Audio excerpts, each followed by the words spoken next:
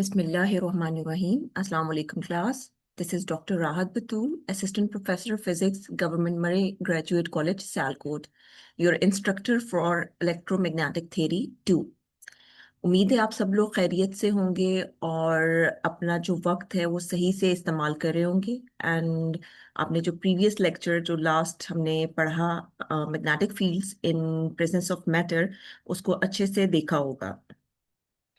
आज हम लोग स्टार्ट करेंगे अपना chapter number 7 and that is about electrodynamics. इससे पहले हमने जब स्टार्ट लिया अपनी इलेक्ट्रोमैग्नेटिक थ्योरी का 1, तो आपको याद होगा सबसे पहले हम लोगों ने स्टडी किया इलेक्ट्रोस्टैटिक फील्ड्स को, फिर उसके बाद वी स्टडीड पोटेंशियल्स और फिर इन द प्रेजेंस ऑफ मैटर हमने देखा कि इलेक्ट्रिक फील्ड्स जो है उनका बिहेवियर क्या होता है, बाउंड चार्जेस के बारे में हमने पढ़ा। Then we moved on to magnetostatics, and then in the last chapter we have studied the the behavior of magnetic field in the presence of matter. तो हमने मटेरियल्स को कैसे कैटेगराइज करते हैं on the basis of their magnetic properties into diamagnets, paramagnets, ferromagnets, ये सब कुछ हमने अच्छे से स्टडी कर लिया। अच्छा, ये सब जो हम लोग स्टडी कर रहे थे तो basically that was for this chapter electrodynamics which is the main core of, आप कह सकते हो कि आपके इलेक्ट्रोमैग्नेटिक थ्योरी की। तो ये सब कुछ जो है अब हम लोग उस पॉइंट पर पहुंच चुके हैं कि अब हम लोग इलेक्ट्रोडायनामिक्स की जो बेसिक्स जो हमें रिक्वायरमेंट्स हैं वो हम लोग पूरी कर चुके हैं। तो so now in this chapter हम लोग पढ़ेंगे इलेक्ट्रोडायनामिक्स को। तो first of all we have to see कि ये जो इलेक्ट्रोडायनामिक्स है ये है क्या। तो इलेक्ट्रोडायनामिक्स आपके पास अगर आप इसे डिफाइन करो तो यू विल से कि it is branch of physics that deals with the charges in motion, यानी current, and their interaction with electric and magnetic field. यानी जब आपके पास चार्जेस मूवमेंट में आ जाते हैं, करंट जनरेट होते हैं, तो उसकी वजह से आपके इलेक्ट्रिक और मैग्नेटिक फील्ड कैसे इवॉल्व होते हैं, उनका आपसी इंटरेक्शन चार्जेस के साथ और आपसी इंटरेक्शन क्या रहता है, इस सारी चीज की स्टडी का नाम जो है वो है इलेक्ट्रोडायनामिक्स। तो इसमें कुछ बेसिक टर्मिनोलॉजीज हैं जो पहले भी आपने पढ़ी हैं, लेकिन उनको हम लोग एक दफा फिर गो थ्रू करेंगे। और उसके बाद सबसे मेन इंपॉर्टेंट पोर्शन जो है हमारा मैक्सवेल इक्वेशन, जिसको आप कह सकते हो कि that is the backbone of your electromagnetic theory, उस पर हम लोग आएंगे। तो लेट्स स्टार्ट इट। तो सबसे पहले हम लोग स्टार्ट लेंगे ओहम्स लॉ से। ओहम्स लॉ आपने पढ़ा है, V is equal to I R, right? That is called Ohm's law. कि आपके पास पोटेंशियल और जो करंट है उसका डायरेक्टली आप इसमें दे आर रिलेटेड। अगर रेजिस्टेंस जो है वो आपके पास मतलब कांस्टेंट रहती है, यानी और रेजिस्टेंस जो है वो डिपेंड कर रही होती है काफी physical parameters like temperature, pressure पर। तो इन केस अगर आपके फिजिकल पैरामीटर्स जो है वो कांस्टेंट रहते हैं तो आपकी जो रेजिस्टेंस है that is constant. In that case आपके पास potential is directly proportional to the current, that is your Ohm's law. तो इसको थोड़ा सा मॉडिफाई करते हैं। अब हम लोग पढ़ेंगे इसको in terms of current densities. ये जो J है, J is your current density. तो J जो है वो डायरेक्टली जब आप चार्जेस को मूव कराते हो, तो चार्जेस को मूव कराओगे किसी सर्किट में तो डेफिनेटली उसको मूव कराने के लिए आपको लगानी पड़ेगी कुछ ना कुछ फोर्स। ये फोर्स कुछ भी हो सकती है। तो आपकी जो करंट डेंसिटी है ये इस फोर्स के डायरेक्टली प्रोपोर्शनल होती है। तो अगर हम लोग प्रोपोर्शनैलिटी हटाएंगे, इक्वालिटी लाएंगे, तो हमारे पास जो कांस्टेंट ऑफ प्रोपोर्शनैलिटी यहाँ पे बनता है, ये जो यहाँ पर सिग्मा है, दिस इज बेसिकली कंडक्टिविटी, जो कि आपकी जो है ऑपोजिट होता है रेजिस्टिविटी का। तो आपके जो कंडक्टर्स हैं उनकी कंडक्टिविटी ऑलमोस्ट इन्फिनिट होती है, जबकि आपकी जो इंसुलेटर्स हैं उनकी conductivity almost you can say कि वो जीरो होती है। तो हम कह सकते हैं कि जो हमारे मेटल्स हैं वो ऑलमोस्ट परफेक्ट कंडक्टर्स हैं, जिनका जो सिग्मा है यानी कंडक्टिविटी का फैक्टर वो ऑलमोस्ट इन्फिनिट है। तो ये जो कंडक्टिविटी का फैक्टर है सिग्मा, ये डिपेंड कर रहा होता है मटेरियल्स की प्रॉपर्टीज पर। डिफरेंट मटेरियल्स की जो कंडक्टिविटीज हैं वो मुख्तलिफ हैं। तो इसको हम लोग शो करते हैं सिग्मा से और यूनिट इसका होगा MHO यानी मो।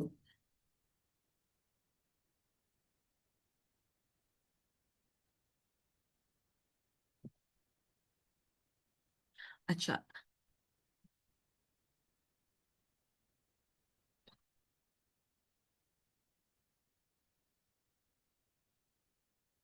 ओके।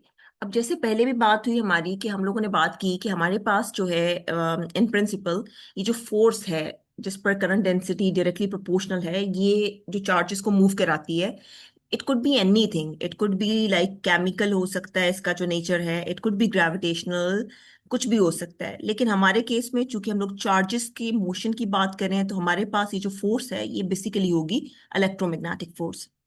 सो इलेक्ट्रोमैग्नेटिक फोर्स की अगर बात करें तो वो हमारे पास होती है electric force plus the magnetic part, यानी ये जो ई है ये आपका इलेक्ट्रिक फोर्स को शो करेगा, वी क्रॉस बी आपके पास मैग्नेटिक फोर्स की वजह से आएगी। जब हम इसको कंबाइन लेंगे तो जे बन जाएगा J is equal to sigma E plus V cross B. V velocity है, बी मैग्नेटिक फील्ड और ई आपके पास इलेक्ट्रिक फील्ड है, एज यू ऑलरेडी नो। तो अब होता यह है कि अमूमन जो चार्जेस हैं उनका जो मोशन है वो बहुत स्विफ्ट नहीं होता है। तो वेलोसिटीज को मतलब वो बहुत स्मॉल होते हैं, उसको हम इग्नोर कर सकते हैं। तो वी कैन से कि जो जे में मेजर कंट्रीब्यूशन आता है वो इलेक्ट्रिक फील्ड का है। तो ये जो J is equal to sigma F है, इसको हम लोग in the presence of electromagnetic field we can write it like J is equal to sigma E. अब मोस्ट ऑफ द केसेस में तो ये it's okay, it's all fine. लेकिन जब आप प्लाज्मा की बात करोगे तो प्लाज्मा के केस में आप जो मैग्नेटिक फील्ड का इफेक्ट है उसको इग्नोर नहीं कर सकते, वहां पर ये इफेक्ट भी इंपॉर्टेंट होगा, वहां पर आप इसको फुल फॉर्म में लिखेंगे। लेकिन यूजुअली आपके पास जो है मतलब अदर देन प्लाज्मा जैसे कंडक्टर्स हो गए, उस केस में आप इसको J is equal to sigma E लेंगे and this will be known as Ohm's law. अब हम जानते हैं, हम लोगों ने पढ़ा था पीछे जब चैप्टर नंबर 2 हमने किया था, तो मतलब चैप्टर 2 में हमने स्टडी किया और इसके अलावा चैप्टर 5 में भी we just came to know कि आपके पास जो कंडक्टर्स होते हैं उसमें इनसाइड इलेक्ट्रिक फील्ड की वैल्यू होती है जीरो, क्योंकि चार्जेस अपने आप को सरफेस पर अलाइन कर लेते हैं। As a result of that आपके पास जो कंडक्टर होता है उसके इनसाइड इलेक्ट्रिक फील्ड जीरो होती है। तो क्या ऐसा तब भी होगा अगर आपके पास जो है चार्जेस स्टैटिक नहीं है बल्कि वो मूव कर रहे हो, आपके पास कुछ करंट डेंसिटीज हो? तो इसका जवाब है हाँ।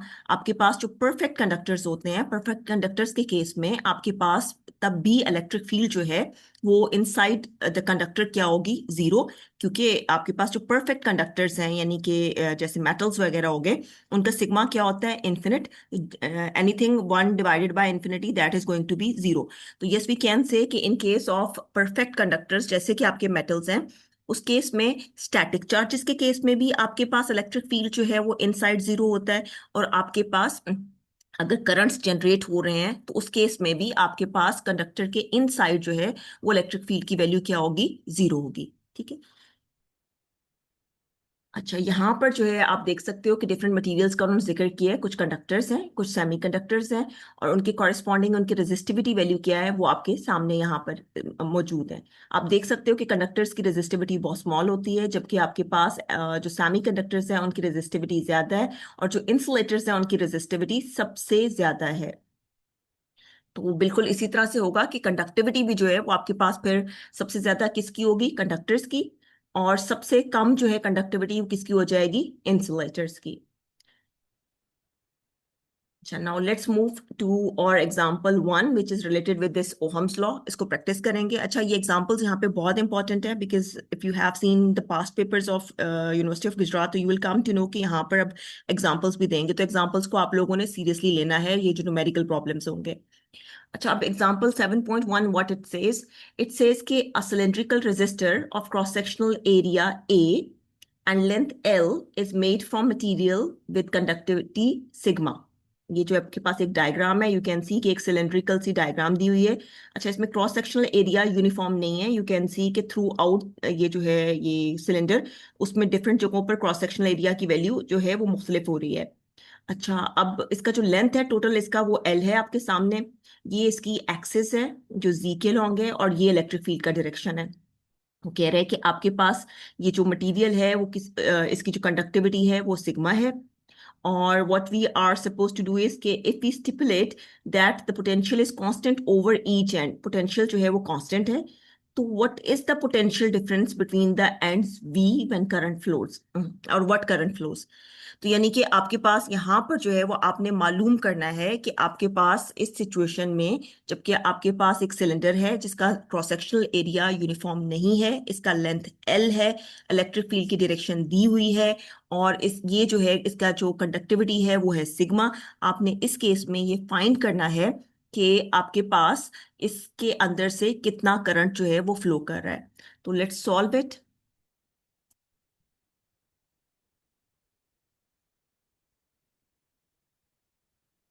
ओके।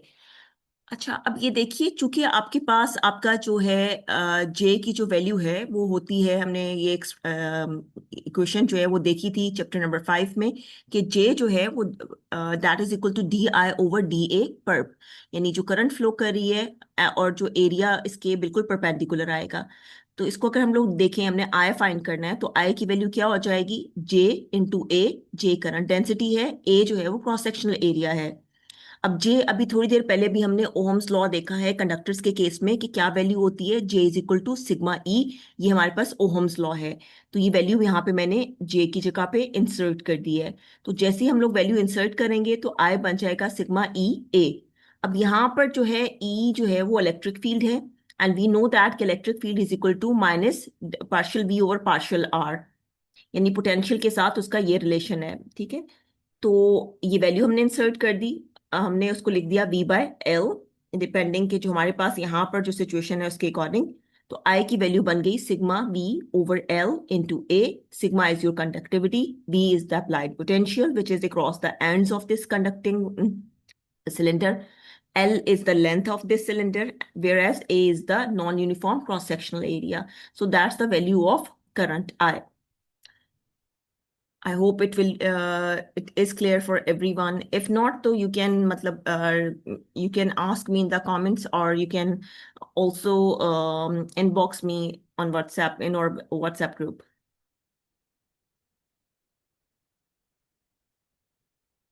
अच्छा, example number 2, that is also related with these potential with the Ohm's law और current calculation से इसका ताल्लुक है। एग्जाम्पल 7.2 का अगर हम लोग स्टेटमेंट देखें, फर्स्ट ऑफ ऑल कि टू लॉन्ग को एक्सियल मेटल सिलेंडर्स, को एक्सियल जिनका मतलब एक्सिस जो है वो सेम एक्सिस पे लाई कर रहे हो, उनके जो रेडियस है वो मुख्तलिफ हो सकते हैं लेकिन उनका जो एक्सिस है वो सेम है। अच्छा, there are two long coaxial metal cylinders, radii A and B. They are separated by a material of conductivity sigma. यानी A और B के दरमियान में यहाँ पर जो मटेरियल है उसकी कंडक्टिविटी है sigma. If they are maintained at a potential difference V, इन दोनों के दरमियान में अगर पोटेंशियल डिफरेंस जो है वो है V, तो what current flows from one two the other in length L। यानी अगेन यहाँ पर आपने I ही फाइंड करना है। तो लेट्स सॉल्व इट।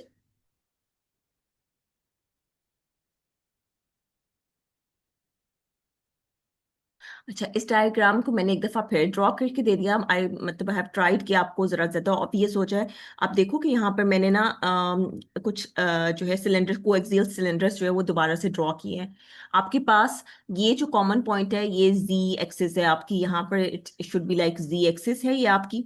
ठीक, आपके पास जो इनर सिलेंडर है जो ग्रीन में दिख रहा है, इसका जो रेडियस है फ्रॉम द एक्सिस वो है ए, जबकि जो ब्लू वाला है ये आपका आउटर सिलेंडर है। ठीक है, और इसका जो रेडियस है वो है बी। अब ए और बी के दरमियान में ये जो मैंने लाइंस लगाई हुई हैं, यहाँ पर आपके पास वो जो मटेरियल है जिसकी कंडक्टिविटी है सिग्मा वो मौजूद है, और इसका जो टोटल लेंथ है आपके पास इन सिलेंडर्स का वो है एल। अब आपने इस सिचुएशन में क्या फाइंड करना है, आई फाइंड करना है, और पोटेंशियल अक्रॉस द एंड्स क्या है आपके पास, बी। अब चूंकि ओम्स लॉ से हम लोग जानते हैं कि आई क्या होता है, V by R. V is your potential, R is the resistance. इसको बोल दिया हमने क्वेश्चन नंबर 1। अब हमने फाइंड करना है वी। तो वी को फाइंड करने के लिए आप एक, ये पहले आप पढ़ चुके हो चैप्टर नंबर 2 में कि V is equal to minus E dot D L. लेकिन मसला यहाँ पर ये है कि इलेक्ट्रिक फील्ड होगी क्या, वो हमने मालूम करनी है। अब हमारे पास सिचुएशन कुछ इस तरह से है कि सिचुएशन में सिमेट्री है, सिलेंड्रिकल आपके पास ज्योमेट्री है। ठीक है, तो हम लोग यहाँ पे गॉसेस लॉ लगाकर आसानी से अपना इलेक्ट्रिक फील्ड जो है वो फाइंड कर सकते हैं। तो मैंने गॉसेस लॉ लगाया, E dot d A that is equal to Q enclosed over epsilon not.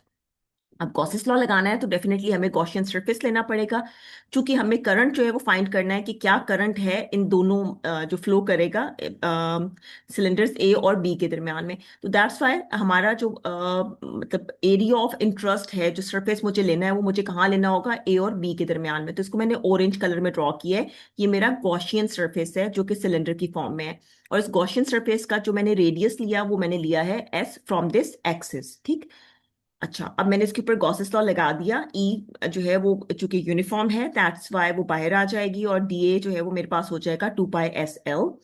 और क्यू एनक्लोज्ड वो लैम्डा एल के बराबर है। लैम्डा आपके पास है line current density, L is the length, और एप्सिलॉन नॉट जो है वो परमिटिविटी ऑफ फ्री स्पेस है।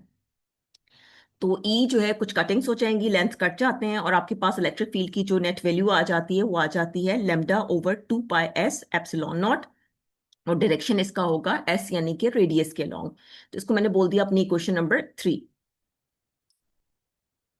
अब चूंकि मेरे पास इलेक्ट्रिक फील्ड आ गई है, तो मुझे बेसिकली पोटेंशियल फाइंड करना था ताकि मैं करंट आई फाइंड कर सकूं। तो मैं क्या करूंगी कि मतलब what I have done is कि I have put in the value या plug in the value of equation 3।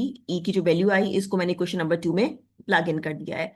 तो अगर मैं प्लग इन कर दूंगी तो मेरे पास जो कांस्टेंट्स हैं वो मैंने बाहर ले लिए हैं, और जो वेरिएबल जो चीज़ें क्वांटिटीज हैं यानी 1/s उसको इनसाइड ले लिया। अब हमारे पास जो है वेरिएशन, क्योंकि पोटेंशियल कहाँ पे मेंटेन हुआ हुआ है, ए से बी के दरमियान में, ठीक।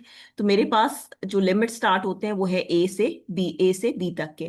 तो वही लिमिट्स मैंने यहाँ पर जो है वो इंटीग्रल पे अप्लाई कर दी हैं। इसको सॉल्व करोगे तो ये नेचर लॉग ऑफ एस आ जाएगा। ये माइनस साइन है, तो माइनस साइन जो है वो मैंने इसके अंदर एब्जॉर्ब कर दिया, इसको रिवर्स करके v is equal to lambda over 2 pi epsilon naught ln of b by A, ये आ गया। इसको मैंने बोल दिया कि ये मेरी क्वेश्चन नंबर 4 है। अच्छा, अब चूंकि करंट के लिए एक और रिलेशन है आपके पास कि करंट जो है वो बराबर होता है I is equal to J dot d A. ये आपके पास करंट का एक और एक्सप्रेशन है। जे ओहम्स लॉ के अकॉर्डिंग सिग्मा ई के बराबर होगा। और अब इस ई की जगह पे ये जो प्रीवियस वैल्यू हमारे पास ऊपर आई थी ना ई की, ये जो अभी वैल्यू आई है यहाँ पर ई की, ये वाली वैल्यू मैं वहां पर प्लग इन कर दूंगी, और जो सरफेस एलिमेंट है उसकी वैल्यू वहां पे इंसर्ट कर दूंगी। तो that's what I have done. I have taken out all the constant values, और जो variables हैं I have placed them inside. अब चूंकि यहाँ पे डॉट प्रोडक्ट आ रहा है, इस वजह से क्या होगा कि ई बी जो है वो एस के लॉन्ग था, दैट्स वाई जो सरफेस एलिमेंट लेना है वो भी आपने एस के लॉन्ग लेना है। तो आपके पास ये वैल्यू आ जाती है सरफेस एलिमेंट की सिलेंड्रिकल ज्योमेट्री में।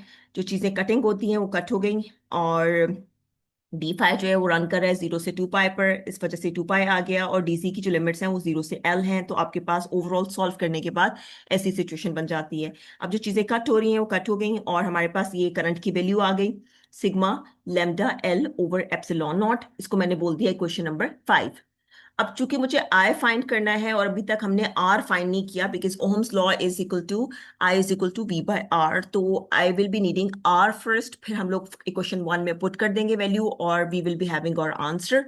तो ऐसा करने के लिए मैंने क्या किया कि क्वेश्चन नंबर 5 को मैंने क्वेश्चन नंबर 1 के अंदर पुट कर दिया।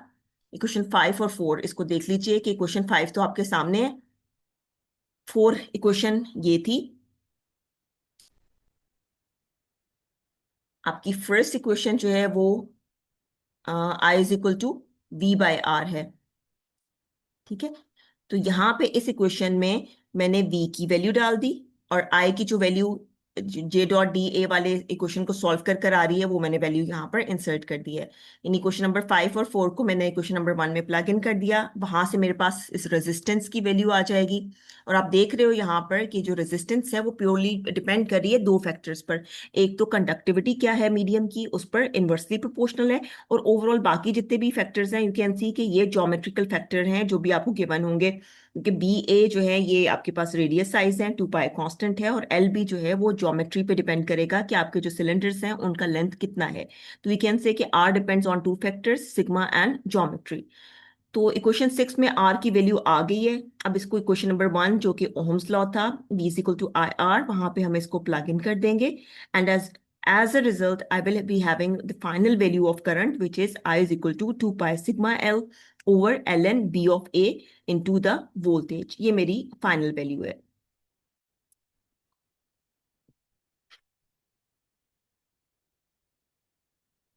अच्छा, इनकी जो नोट्स हैं वो भी मैं आपके साथ हमारा जो व्हाट्सएप ग्रुप है वहां पे मैं शेयर कर दूंगी, ठीक।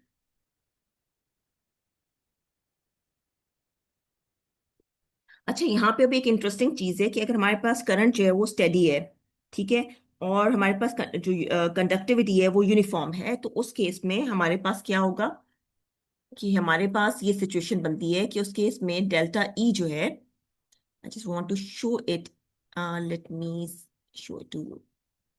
ओके, जब हमारे पास करंट जो है वो स्टेडी करंट है, और हमारे पास कंडक्टिविटी जो है वो भी यूनिफॉर्म है, तो उस केस में ऑटोमेटिकली आपके पास ये सिचुएशन बनती है कि जो डेल्टा ई है जो कि किसके बराबर होगा, डेल ई की जगह पर आप इसे क्या लिख सकते हो, जे ओवर सिग्मा। तो ये बराबर हो जाएगा जीरो के। ये बात आपने याद रखना है, ठीक है, कि अगर आपके पास करंट स्टेडी है और जो कंडक्टिविटी है वो यूनिफॉर्म है, तो उस केस में डेल्टा ई क्या हो जाएगा, जीरो, क्योंकि डेल्टा जे जो डेल डॉट जे जो है वो क्या होता है, जीरो होता है। अब इसी चीज को जो है वो प्रूव कर रहा है इस वाले नेक्स्ट वाले प्रॉब्लम में, जो हमारा प्रॉब्लम नंबर 7.3 है। वी विल सी कि अब प्रॉब्लम 7.3 क्या है।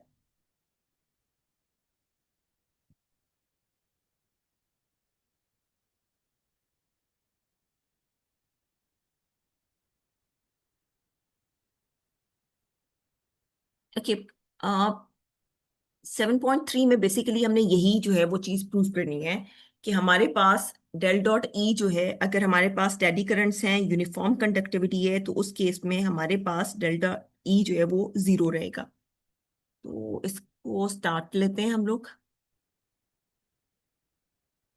अब हमारे पास इस चीज को प्रूव करने के लिए कि basically what I have to prove is के जो इलेक्ट्रिक फील्ड है वो आपके पास इस जो एक आपने सपोज कर लिया कि आपके पास ना एक सिलेंड्रिकल वायर है, ठीक है, जैसे ये यहाँ पे ड्रॉन है, एक सिलेंड्रिकल वायर है। अब सिलेंडर आपने प्रूफ ये करना है कि जो ई है इलेक्ट्रिक फील्ड, ये इस वायर के अंदर यूनिफॉर्मली डिस्ट्रीब्यूटेड है, ठीक। That's what we have to prove. अब इसमें सिचुएशन कुछ इस तरह से है कि अगर आप देखो जो लेफ्ट साइड है आपके पास यहाँ पे पोटेंशियल कांस्टेंट है, उसकी वैल्यू क्या है, जीरो। जीरो कांस्टेंट ही होता है ना इस वजह से। जबकि जो आपके पास राइट साइड है वायर का, वहां पर भी पोटेंशियल कांस्टेंट है, लेकिन उसकी वैल्यू क्या है, V is equal to V naught. So that means कि ओवरऑल आपके पास जो पोटेंशियल डिफरेंस होगा दोनों एंड्स के क्रॉस, वो क्या बन जाएगा, वी नॉट, क्योंकि V naught minus zero that is equal to V naught, ठीक। तो यूनिफॉर्म आपके पास ये सारी सिचुएशन है। और जो लेंथ है इस वायर का वो है एल। तो आपके पास फिर पोटेंशियल जो है वायर के अंदर, वो क्या होगा कि वो ओबे करेगा लैपलास इक्वेशन को, क्योंकि ई आपने प्रूव करना है कि ई यूनिफॉर्म है इनसाइड दिस वायर। और अगर आपके पास potential difference across the wire जो है वो एक कांस्टेंट वैल्यू है, तो दैट मीन्स कि ओवरऑल ये जो सिचुएशन है हमारी, ये ओबे करेगी लैपलास इक्वेशन को, जो कि आपके पास होती है del square V is equal to zero, जो आप चैप्टर 3 में पढ़ चुके हैं। अच्छा, बाउंड्री कंडीशंस को वंस अगेन हम लोग रिवाइज कर लें। वैसे तो ऊपर गिवन है कि बी लेफ्ट जो साइड है यहाँ पर आपके पास पोटेंशियल की वैल्यू है जीरो। ये मेरी पहली बाउंड्री कंडीशन हो गई। और सेकंड बाउंड्री कंडीशन होगी कि आपके पास राइट साइड पे जो पोटेंशियल है उसकी वैल्यू क्या हो जाएगी, वी नॉट। अब चूंकि आपके पास सरफेस जो है सारे का सारा एक वायर है ना, तो सिलेंड्रिकल है आपके पास ये जो ऑब्जेक्ट है, तो दैट मीन्स कि इस केस में होगा ये कि आपके पास वायर के बाहर क्या है, एयर है, जो कि इंसुलेटिंग मीडियम है। तो दैट मीन्स कि वायर के बाहर जो है ना आपके पास कोई करंट जो है वो इस कंडक्टर को लीव नहीं करेगी। Outside is insulating, that's why आपके पास बाहर कोई करंट नहीं होगा। तो अगर बाहर जो है वो कोई करंट फ्लो नहीं करता, आउटसाइड पे कोई करंट फ्लो नहीं करता, तो इसका मतलब क्या होगा, जे डॉट एन जो है वो क्या है, जीरो, ठीक। क्योंकि अगर करंट फ्लो कर रहा होता बाहर, तो फिर ये जे डॉट एन जो है वो जीरो नहीं हो सकता था। तो अगर जे जीरो है, तो चूंकि जे सिग्मा ई के बराबर है, तो आपके पास सिग्मा तो जीरो नहीं हो सकता, because that's a constant value. तो इसका मतलब ये हुआ कि ई डॉट एन क्या हो जाएगा, वो भी जीरो के बराबर है।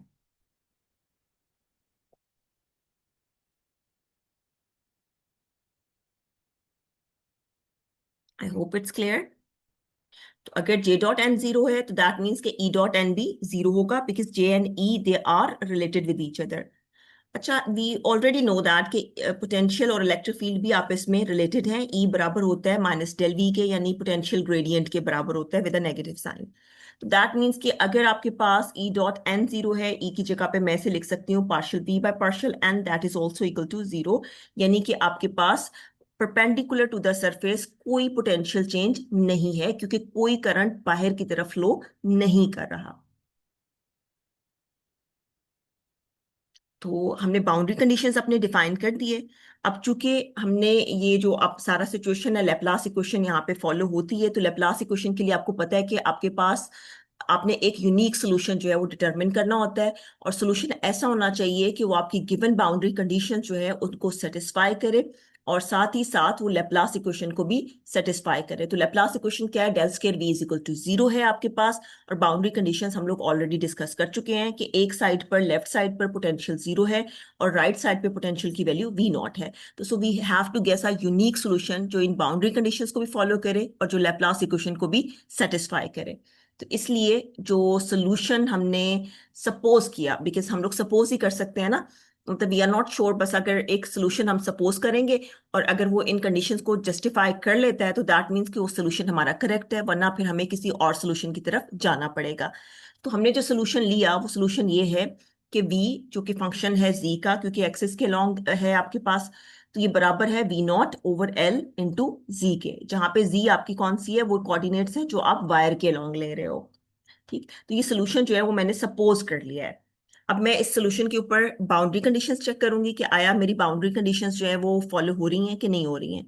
तो पहली बाउंड्री कंडीशन ये कहती है कि जब z 0 होगा तो उस केस में पोटेंशियल भी क्या होना चाहिए, 0। तो अगर आप यहाँ पे z की वैल्यू इंसर्ट करो 0, तो आप देख रहे हो कि ओवरऑल पोटेंशियल क्या हो जाता है, 0। तो पहली बाउंड्री कंडीशन तो हो गई हमारी जस्टिफाई। अब दूसरी बाउंड्री कंडीशन देखते हैं। दूसरी बाउंड्री कंडीशन ये थी कि जो राइट साइड है वहां पर, यानी कि ये वाली जो साइड है हमारी, ये जो राइट साइड है हमारी, यहाँ पे पोटेंशियल की वैल्यू क्या है, वी नॉट। तो अगर मैं z की जगह पर इसको मैं रखती हूँ, वी नॉट रखती हूँ, ठीक, तो उस केस में आई हैव टू सी के वेदर ये कंडीशन, जो बाउंड्री कंडीशन है वो जस्टिफाई होती है कि नहीं होती है। ठीक, तो मैंने इसको लगाया यहाँ पर, यानी कि z की जगह पर इसको मैंने, जब z को मैंने लिया, l लिया, तो आपके पास ये l l से कैंसिल हो जाएगा और आपके पास पोटेंशियल की वैल्यू क्या आ जाएगी, v नॉट, जो कि गिवन कंडीशन थी, बिल्कुल उसके अकॉर्डिंग है। तो दैट मीन्स कि ये जो मेरा सोल्यूशन जो मैंने सपोज किया है, ये सोल्यूशन है, इट्स ओके, इट्स फाइन। ठीक, अच्छा, अब पोटेंशियल तो मैंने ले लिया, मैंने वो जो सपोज किया वो हमने देख लिया बाउंड्री कंडीशंस लगा करके वो जस्टिफाई हो रहा है। लेकिन हमारा असली जो है इसको सारा सॉल्व करने का जो बेसिक मकसद था वो क्या था, कि हमने इलेक्ट्रिक फील्ड जो है वो साबित करना थी कि वो यूनिफॉर्म है जब आपके पास जो सिस्टम है वो होमोजीनियस है। ठीक, तो अब ई फाइंड करनी है, तो ई किसके बराबर आ जाएगा, हम जानते हैं कि ई जो है that is equal to minus del V. अब चूंकि चेंज जो है वो सारे का सारा जो ग्रेडियंट है वो लॉन्ग किसके है, जी के लॉन्ग ना, तो इस वजह से डेल की बजाय इसको, मतलब हम लोग इसको फुल डेरिवेटिव में लिख सकते हैं, minus d y by d z. अब यहाँ पर वी की ये जो वैल्यू आई है ये आप प्लग इन करोगे, तो जब आप इसको प्लग इन करते हो इसके अंदर तो डेरिवेटिव इसके ऊपर रन करेगा। ये मैंने वैल्यूज इसके अंदर प्लग कर दी, वी की जगह पर मैंने ये जो वैल्यू आई थी वो मैंने वैल्यू इसमें डाल दी है। तो मेरे पास फाइनली जो इलेक्ट्रिक फील्ड का वैल्यू आता है वो आता है V naught over L along the z axis. और आप देख रहे हो कि ये कांस्टेंट है क्योंकि पोटेंशियल कांस्टेंट है। ठीक है, वो हमने पहले से बात की, और लेंथ जो है वो भी थ्रू आउट द ऑब्जर्वेशन वो क्या रह रही है, वो कांस्टेंट रह रही है। तो दैट मीन्स कि आपके पास इनसाइड इलेक्ट्रिक फील्ड क्या हुई, यूनिफॉर्म, जो कि आप साबित करना चाह रहे थे इनिशियली, वो आपने प्रूव कर दिया है। सो वी कैन से, इसको सम अप करें कि electric field inside is constant everywhere inside the wire, so it proves that electric field is uniform. तो यही हमने साबित करना था, वो हमने कर दिया कि अगर आपके पास स्टैडी करंट्स और यूनिफॉर्म कंडक्टिविटी वाला सिचुएशन हो तो उस केस में इलेक्ट्रिक फील्ड जो है वो आपके पास यूनिफॉर्म होती है। चल, लेकिन यहाँ पर एक क्वेश्चन है मेरा, आप सोचिएगा और मुझे जवाब दीजिएगा इसका, कि तब क्या हो अगर हम लोग कंडक्टिंग मटेरियल ही रिमूव कर दें, यानी हमने ये जो वायर का की है ये रिमूव कर दें और पीछे सिर्फ हमारे पास प्लेट्स रह जाएं, एक राइट साइड पे एक लेफ्ट साइड पे। उस केस में फिर अब आपके पास इलेक्ट्रिक फील्ड जो है वो कैसे इवॉल्व करती है, पोटेंशियल कैसे आपने लेना है, ये आपने सोचना है, और ये आप लोग मुझे कमेंट्स में या इनबॉक्स में बताएंगे।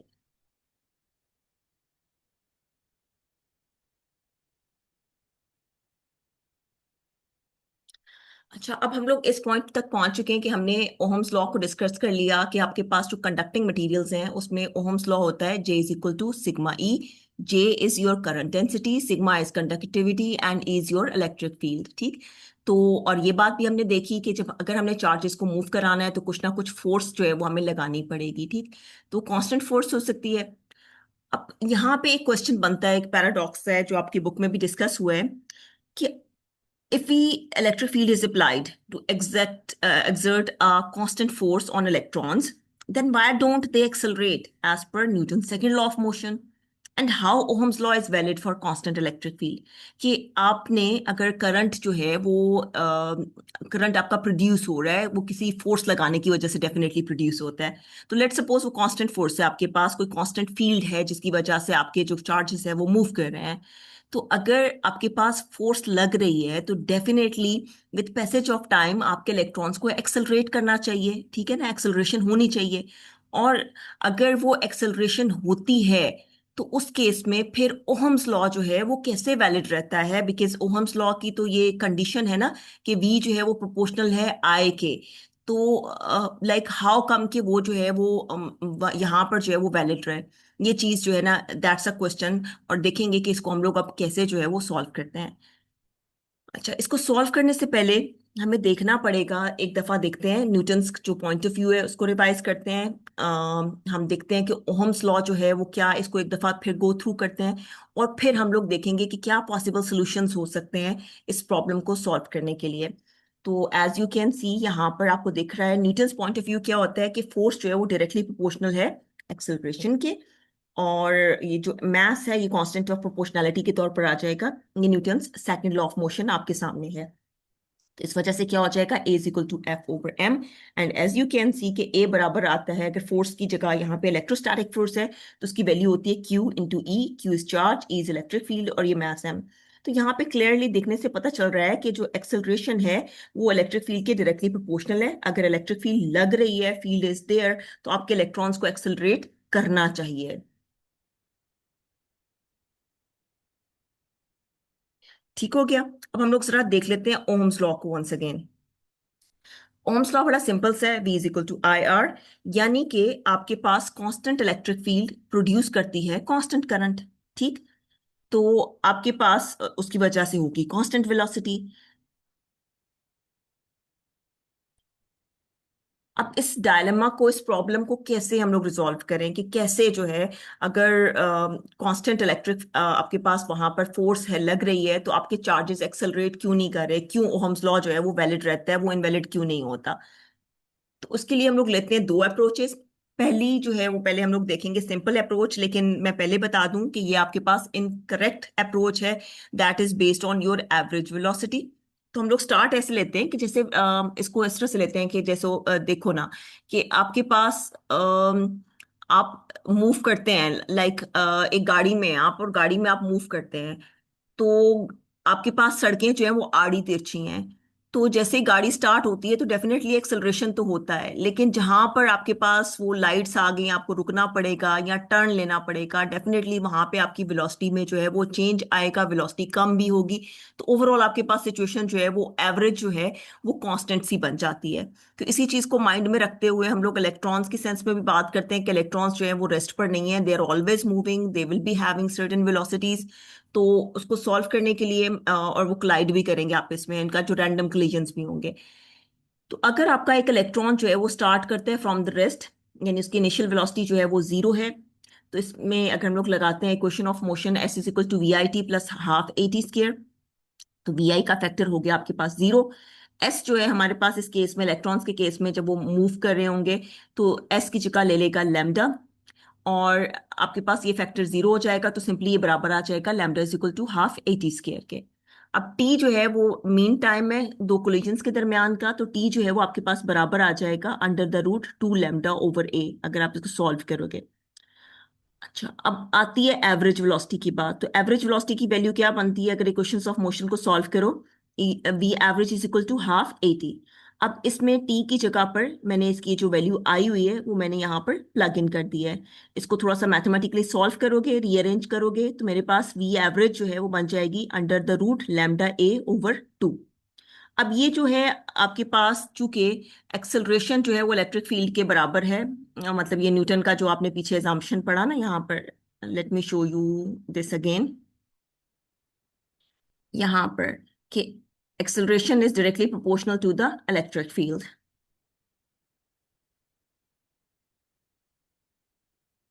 तो अगर एक्सेलरेशन जो है वो इलेक्ट्रिक फील्ड के डायरेक्टली प्रोपोर्शनल है, और ऑफ कोर्स एक्सेलरेशन का डायरेक्ट ताल्लुक किससे है? आपकी एवरेज वेलोसिटी के साथ। You can see it here कि वी एवरेज और एक्सेलरेशन का आपस में मतलब एक ताल्लुक है। तो इसका मतलब ये हुआ कि एक्सेलरेशन की जगह पर अगर मैं वी एवरेज ले लूं, तो वी एवरेज जो है उसका ताल्लुक जो है वो डायरेक्ट है under the root electric field के साथ, राइट? अच्छा, अब ये जो एवरेज वेलोसिटी है यानी इलेक्ट्रॉन्स का मूवमेंट, तो इलेक्ट्रॉन्स का मूवमेंट क्या जनरेट करता है? करंट जनरेट करता है।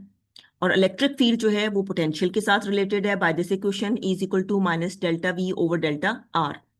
तो वी एवरेज की जगह मैंने करंट ले लिया और ई की जगह मैंने ले लिया वी। तो आप देख रहे हो कि क्वेश्चन क्या बन रही है? I is proportional to under the root V. V potential है, तो ये तो वायलेशन हो गई ना ओम्स लॉ की। ओम्स लॉ क्या है? V is equal to I R, यानी कि वी और आई के दरमियान में डायरेक्ट रिलेशन है। वहां पे कहीं पे स्क्वायर रूट नहीं आ रही है, जबकि रिलेशन डायरेक्ट होना चाहिए, जबकि यहाँ पे डायरेक्ट रिलेशन डायरेक्ट नहीं है। तो दैट मीन्स कि हमारी अप्रोच सिंपल सी तो थी, लेकिन ये है कि करेक्ट वन नहीं है।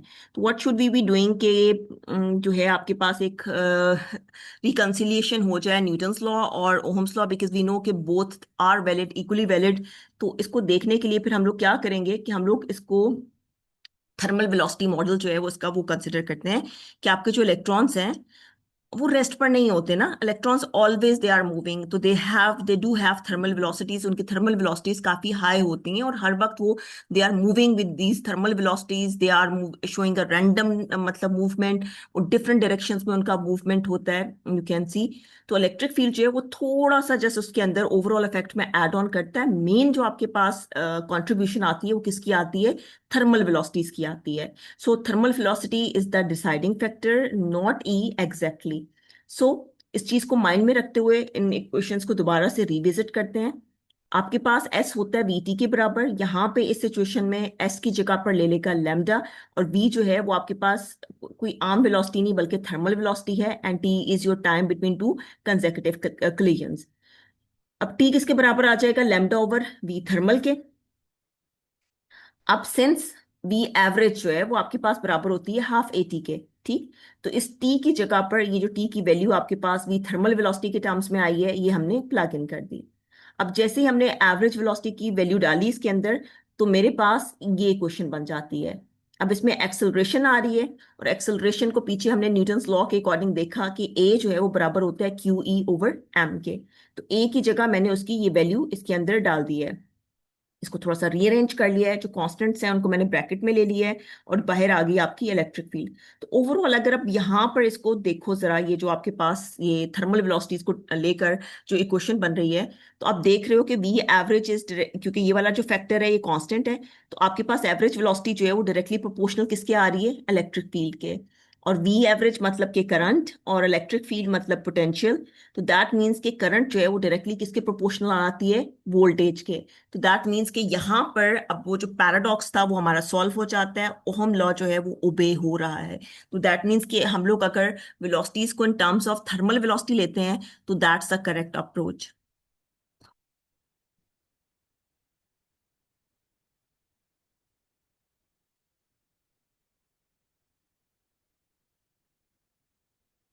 ओके, हमने जैसे ही ये स्टार्ट हुआ तो हमने ओहम्स लॉ को डिफाइन किया कि J is equal to sigma E. जब सिग्मा आ गया कंडक्टिविटी, मैंने कह दिया कि दिस इज कंडक्टिविटी, यानी कि आपके जो कितना जो है वो इलेक्ट्रॉन्स को फ्लो इजीली मिल सकता है, that is it's conductivity which is opposite of resistivity. अच्छा, उसको हम लोगों ने वैसे तो बात कर ली, लेकिन इसको अगर हम लोग मैथमेटिकली देखना चाहें कि वो किन फैक्टर्स पर डिपेंड करता है, बेसिकली सिग्मा की वैल्यू क्या होगी, वो चीज़ अब हम लोग यहाँ पर देखेंगे। तो यहाँ पर आपके पास सिचुएशन ऐसी है कि यहाँ पे जो एन है, ये वाला जो छोटा वाला एन है आपके पास, ये मॉलिक्यूल्स पर यूनिट वॉल्यूम है आपके पास। जबकि एफ जो है वो आपके पास क्या है? नंबर ऑफ फ्री इलेक्ट्रॉन्स पर मॉलिक्यूल। क्यू जो है वो आपके पास इलेक्ट्रॉन का चार्ज है, और वी एवरेज जो है वो आपके पास एवरेज वेलोसिटी है। तो अब इस इक्वेशन में अगर मैं वी एवरेज की जगह पर ये जो पीछे इसकी वैल्यू आई थी, अगर मैं आपको दोबारा दिखाऊं, ये वी एवरेज की ये वैल्यू आई है आपके पास, देख लीजिए इसको। बल्कि हम कोशिश करते हैं कि दोनों आमने सामने हो जाएं ताकि आपके लिए इसको प्लग इन करना आसान हो जाए।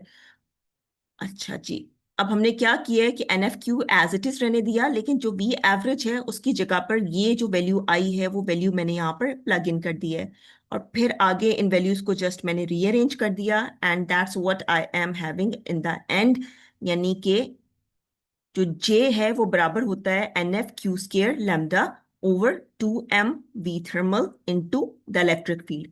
तो अब आपके पास, चूंकि शुरू में हमने पढ़ा था कि ओम्स लॉ के according J is equal to sigma E, अब दोनों लेफ्ट साइड पे J's आ गए हैं, तो इन इक्वेशंस को हम लोग कंपेयर कर लें तो वहां से मेरे पास कंडक्टिविटी की वैल्यू आ जाएगी जो होगी NF Q² lambda over 2m into V thermal. तो once I will be having the values तो आई कैन इजिली कैलकुलेट के जो सिग्मा है आपके पास उस मटेरियल का वो क्या होगा। और आप देख रहे हो कि ये जैसे वैल्यूज यहाँ पर आ रहे हैं, जैसे मैथ इन्वॉल्व हो रहा है इसके अंदर, आपके पास जो है ये आ रहे हैं नंबर ऑफ जो है molecules per unit volume, free electrons कितने हैं। तो ये सब जो चीज़ें हैं ये मटेरियल डिपेंडेंट हैं। इस वजह से मैंने शुरू में कहा था कि जो कंडक्टिविटी है ये मटेरियल डिपेंडेंट होती है, डिफरेंट मटेरियल्स की वैल्यूज मुख्तलिफ होगी। बस हम ये रफली ये कह सकते हैं कि आपके पास जो कंडक्टर्स हैं उनके लिए इसकी वैल्यू बहुत हाई होगी और जो इंसुलेटर्स हैं उनके लिए वैल्यू इसकी बहुत लो होगी। अच्छा, अब इस सारी चीज के कॉन्सिक्वेंसेस अगर हम लोग सम अप कर लें तो क्या होगा कि जैसे जैसे टेम्परेचर बढ़ेगा, क्योंकि हम कंडक्टर्स की बात कर रहे हैं, टेम्परेचर बढ़ेगा तो आपके पास थर्मल वेलोसिटीज भी डेफिनेटली बढ़ेंगी because they are related to each other. Average translational जो किनेटिक एनर्जी है वो आपका, that is the measure of temperature of the whole thing. That's why अगर टेम्परेचर बढ़ रहा है तो आपके पास थर्मल वेलोसिटीज भी इंक्रीज हो रही हैं। अब जैसे थर्मल वेलोसिटीज इंक्रीज होंगी कंडक्टर के केस में तो उनकी कंडक्टिविटी क्या होगी, वो बढ़ेगी नहीं बल्कि घट जाएगी। क्यों घटेगी? क्योंकि आपने पढ़ा होगा सेकेंड ईयर में कि जैसे जैसे आपके कंडक्टर्स के केस में आपको जो ये जो है टेम्परेचर बढ़ता है तो आपके जो एटम्स हैं वो लार्जर एम्पलीट्यूड के साथ यूं यूं वाइब्रेट करते हैं, यानी टेम्परेचर कम है तो उनका वाइब्रेशन कम है। इसलिए जो इनकमिंग इलेक्ट्रॉन्स हैं, let me draw it if I can, let me see, कि अगर टेम्परेचर कम है तो आपके जो एटम्स हैं उनका, लेट सपोज के जो ऑसिलेशन है वो कुछ इस तरह से है। आपके पास इलेक्ट्रॉन्स यूं फ्लो कर कर आ रहे हैं ऐसे, ये आपका इलेक्ट्रॉन है। अब इनको रास्ते में जो रुकावट मिल रही है वो कम है जब टेम्परेचर आपके पास कम है। लेकिन अगर आप टेम्परेचर बढ़ाते हो तो आपके पास थर्मल वेलोसिटीज बढ़ रही हैं। तो अगर थर्मल वेलोसिटीज बढ़ेंगी तो ये जो एम्पलीट्यूड ऑफ ऑसिलेशन है ये भी क्या कर जाएगा, ये इंक्रीज कर जाएगा। किसके केस में? कंडक्टर्स के केस में। लेट सपोज कि नया जो एम्पलीट्यूड ऑफ ऑसिलेशन है वो ये है। तो अब आप देख रहे हो कि जो आपके इलेक्ट्रॉन्स आ रहे हैं, ये स्ट्रेट लाइन है बस मुझसे टेढ़ी हो गई है, आपके जो इलेक्ट्रॉन्स आ रहे हैं अब उनको क्या हो रहा है कि उनको जो रुकावट मिल रही है वो हर्डल बड़ी हो गई है, तो इस वजह से उनको यहाँ से गुजरने में मसला होगा। तो दैट्स वाई टेम्परेचर के बढ़ने से जो आपकी कंडक्टिविटी होती है आपकी मेटल्स की वो डिक्रीज कर जाती है, और जो उनका रेजिस्टेंस या उनकी जो रेजिस्टिविटी है वो इंक्रीज कर जाती है, क्योंकि उनके लिए गुजरना मुश्किल हो रहा है। और ये जो आपके इलेक्ट्रॉन्स आपस में टकराते फिर रहे हैं थर्मल वेलोसिटीज की वजह से, इस केस में जो आपकी इलेक्ट्रिकल एनर्जी है वो लूज होती है in terms of heat energy. इस चीज को हम लोग बोलते हैं जूल हीटिंग लॉ। ठीक। और जूल हीटिंग लॉ क्या है कि आपके पास पावर जो एनर्जी जो लूज हो रही है ड्यूरिंग द फ्रीक्वेंट कोलिजन्स वो बराबर है P is equal to I into the potential difference voltage. और V की जगह पर आप इसको लिख सकते हो IR, ओहम्स लॉ के अकॉर्डिंग तो P की वैल्यू बन जाती है I²R।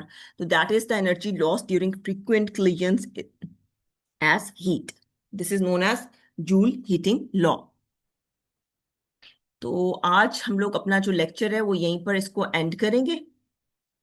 आपने इसको देखना है, इन केस अगर कोई इशू होता है तो you can ask me in the inbox, या फिर आप मुझे जो है अपना हमारा जो व्हाट्सएप ग्रुप है वहाँ पर आप मुझे टेक्स्ट कर दें, आई विल बी आंसरिंग यू। ये जो नोट्स हैं आपके साथ ये शेयर हो जाएंगे और आप इसको स्टडी करिएगा अच्छे से। कुछ इशू होगा तो आप डिस्कस करिएगा। नेक्स्ट जो है वो आगे हम लोग फिर अब इलेक्ट्रोमोटिव फोर्स, मोशनल ईएमएफ और जो रिलेटेड कॉन्सेप्ट्स हैं उनको करेंगे इंशाल्लाह। तो दैट्स ऑल फॉर टुडे, और टेक केयर, अल्लाह हाफिज।